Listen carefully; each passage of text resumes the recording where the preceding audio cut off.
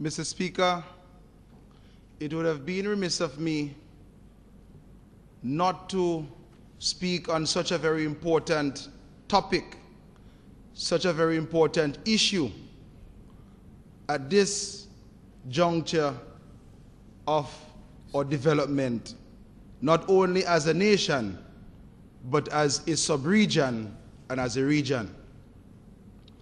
Mr. Speaker, today I want to focus on three issues, and three issues of general misconception when it deals with the overarching issue of regional integration. And the first one, Mr. Speaker, has to do with how some persons misconceive and misconstrue the topic known as sovereignty. There are many persons who oppose for opposing's sake, many persons who are anti-regionalism because they have a very narrow view of the subject matter, sovereignty. Mr. Speaker, when you look at our history, the history of our islands, and you go as far back as 1834 or 1838, and you address issues of emancipation and apprenticeship, and we come up to the period where we have the growth and the formation of nation states. In our case, in 1979, and the whole fight against colonialism, Mr. Speaker, some persons at the juncture of independence and the attaining of your political sovereignty are of the view that when you approach regionalism, you are actually subverting the very sovereignty that you would have fought for.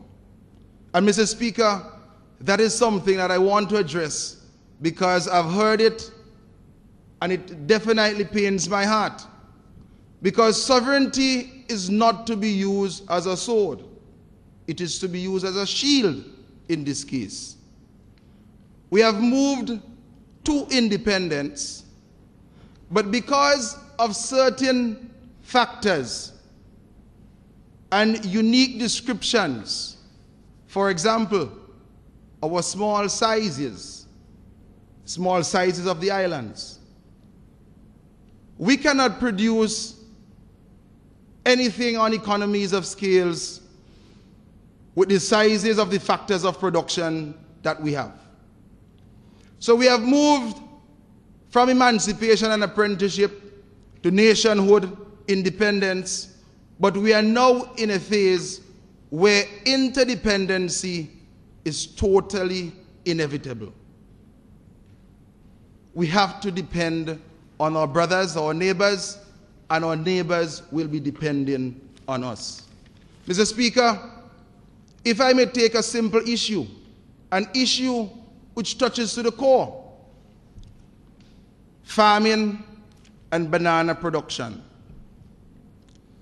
A ship will not sail from the extra-regional market to St. Vincent and the Grenadines only to pick up the bananas from Lauder's and Lomans, Diamonds and Montgrenan, and South Rivers and Sandy Bay. But when we come together, as we have done in the instance of Wibdeco, now Windfresh, we have seen where we can produce on greater economies of scales, and we all know in some instances not even a merger of some of our factors of production will suffice for us to even make a profit. That is to tell you how important regionalism is, and we are even taking it to a higher level today. Mr. Speaker, the second issue that I would like to address has to do with tourism. I am not going to entertain a debate as to whether or not the future of our economic growth depends on agriculture or whether or not it depends on tourism. Because the truth lies somewhere in the center. Whilst we seek to diversify across sectors, we also have to diversify within the sectors. But recently, Mr. Speaker, I had the opportunity to attend a Ministers of Tourism meeting in St. Kitts. And it was there in that meeting that it came home to me in a very personal way, the fundamental and critical importance of the OECS. Mr. Speaker, if I may refer this Honorable House to Article 21 that deals with tourism. And in that meeting, we were there in St. Kitts with the other ministers of tourism in the OECS to discuss the formulation of a common tourism policy. In this policy, we were working out a general framework as to how we were going to address issues of marketing, which is very expensive in the tourism sector. Mr. Speaker, coming out of the meeting, a conclusion was made, and it had to do with the movement of yachts between St. Vincent and Grenada. In fact, this morning the Minister of Tourism in Grenada called me because he is already putting his team together, and we're having a meeting here at the ministry in St. Vincent on Friday because we have to put a team together to deal with the issue of the movement of yachts within the OECS geographic space. And the model that we are going to use comes out of the geographic space between St. Vincent and Grenada. Mr. Speaker, the reality is this. If a yacht is being cleared from Carriacou, and for those of us who are acquainted with the space, you are here on Union, you look across by Tokyo, and you're almost either at Palm, going over now to PSV, to PM, it's one very small space. Very, very small space.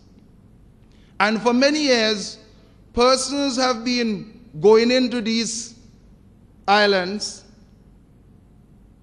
Many persons break the law from time to time because you're moving from one to the other. And it is breaking the law almost becomes a way of life. For those who live within the space, you know they do it every day, they get away with it.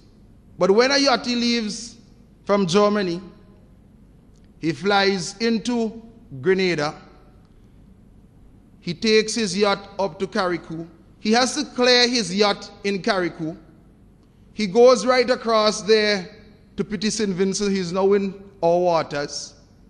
He has to first go to Union, you know, if he wants to go to PSV. And if he's in PSV and he wants something in Carriacou, he has to go back to Union to exit before he goes to Carriacou. And I tell you, to actually live the experience, and I know that some of us here would have lived that experience, we have a single geographic space. We have similar factors of production. We have to put our minds together and our hearts in this thing in order to increase our productivity.